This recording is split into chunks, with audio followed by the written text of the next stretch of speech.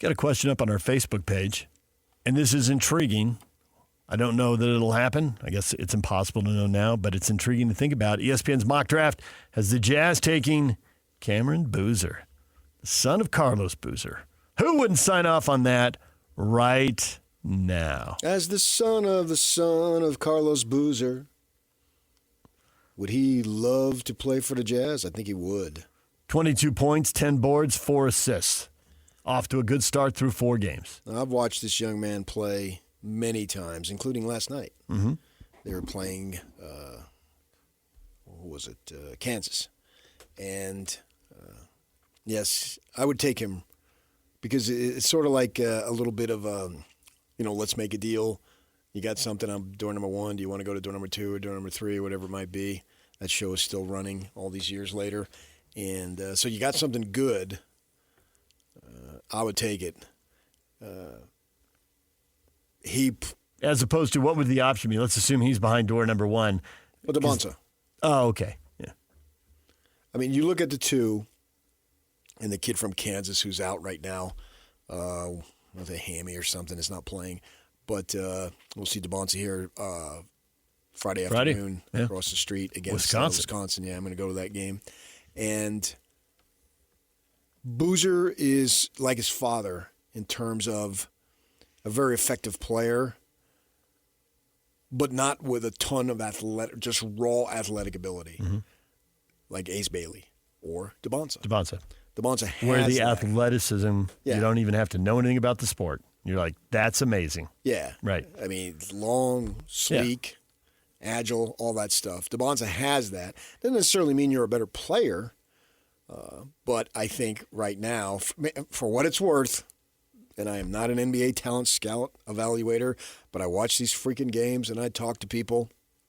I think DeBonza, which is why he's right now expected to go higher. Well, yeah, and when a door number 1, 2, 3, I wasn't even considering DeBonza because this is with the 3rd pick, and I assumed DeBonza's off the board. So it never occurred to me DeBonza was right, but option. Who knows where they're going to be? Where they're going to be drafted? Right, we don't. So that's the whole point. Right now, we have comments about that. No, it is. It is no question he's better, but you're talking about losing games, getting lottery results. I'm saying, would you rather take this player over that player? It is, would you rather roll the dice to see if you can get higher in the lottery? That's where the let's make a deal analogy comes in. Yeah. But to me, Boozer is a very effective player. He knows how to play. His dad is right there. He was there again last night. I'm sure he's helped him prepare for what is ahead, what's going to be ahead, all those types of things. It looks like he's a very active father in the young man's life. He has another twin on the team who has a shot to play in the NBA. But right now, it looks like Cameron is a better player and is going to go high. I'm saying I would take him, no questions asked, rather than trying to risk getting a higher pick. If I got Boozer, if I'm the Jazz, if I'm Austin Ainge, and I got Cameron Boozer in there, great. If I got A.J. DeBonza, break out the champagne. Yeah.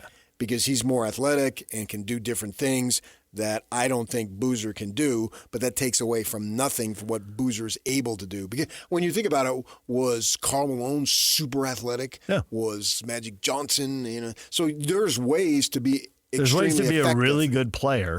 Yeah, without being the high flyer. It's just that A.J. DeBonza is blessed with more athletic ability overall, and you can see it when you watch them play. I believe that Mark speaks for a lot of people when he says the Jazz picking 3rd. We all know that's not how the lottery works. I took this when I saw you posted this. I thought, I'd sign off on that right now. Of all the possible draft outcomes, the 8 potential spots, players that they could get, the people who are projected there, this is on the high. Cameron Boozer's on the high end of the possible results. And obviously one of the results is you lose the pick and you don't have it at all. Yeah, I know. But so this was the first I wouldn't complain. draft I saw from ESPN. Sure. No. So my answer is, who wouldn't sign off on that right now? I would. I wouldn't be complaining about that. That's on the high end of the possible. Oh, I don't think there's any outcomes. question because you look at the Jazz. Got to be careful here because they're, as much as they want to do away with tanking, there are teams that are way worse than last year, and Brooklyn perpetually sucks. Washington perpetually sucks. And now you got Indiana sitting there at 1-13 and they've had circumstances that they don't have their best player, right? With And they're not Halliburton. going to lift a finger to get better. What's the point? They are not. Halliburton is not coming back anytime soon. This is Indiana's going to be horrific. I've got 3 teams right there. Charlotte traditionally sucks, so that could be possibly 4. They're 4-10. They're well within range of that's right. And it just seems like LaMelo Ball and these guys are in and out of the lineup, constantly hurt. Blah blah blah. Charlotte, they're the this generation's version of the Clippers in my mind. Yeah, Charlotte, Brooklyn, Washington, Indiana. There's really no hope for any of the 4. And then of them. you go on the other side, our side.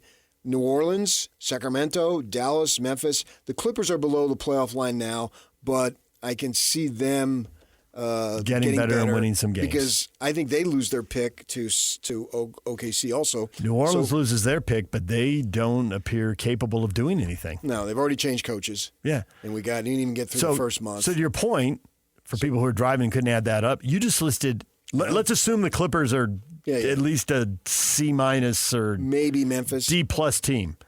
Okay, so if Memphis is in this group, there's 10 teams. If Memphis gets better, maybe Memphis being better. If Memphis is better, then there's 9 teams in the group. And the Jazz have enough talent unless they sit Markkanen and George. Fact. Totally believe that. Even with Kessler out. If you play hard and if you have a little bit of a home court advantage, which they do, some of these places, like you watch games, there's nobody, there's no atmosphere, there's nothing. Jazz fans are still excited to go to games. You know, if there's a big play, they're on their feet screaming and hollering and creating a home court advantage. And the Jazz are turning that into some home wins. They got a winning record at home.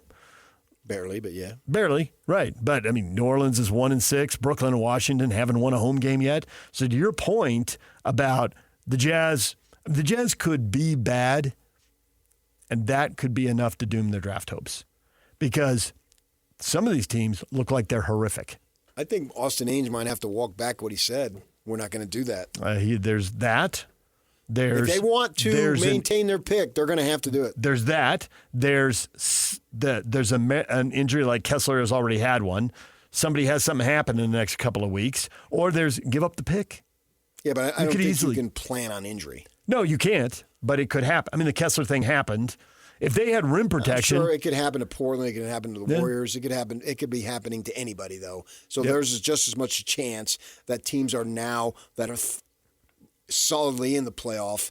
If Devin Booker goes down for Phoenix, then Phoenix could. Or Doncic goes down for the Lakers. I mean, you can go on and on. So that chance of happening is equal. So I wouldn't bring that up because you don't know. But right now, you can't put any limitations on Keontae George because right now he looks like he can be a valuable player beyond some dude who's the 8th man.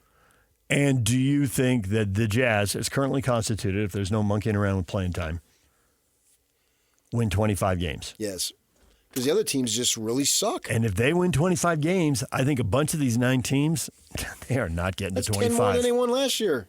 Yeah, and a bunch of these teams aren't getting to 25. I mean, we would be bleeping bleep bleep if they didn't. Nice. We're done with the masterpieces of bleep bleep. Well done. Well played. DJ PK, it's 97.5, the KSL Sports Zone.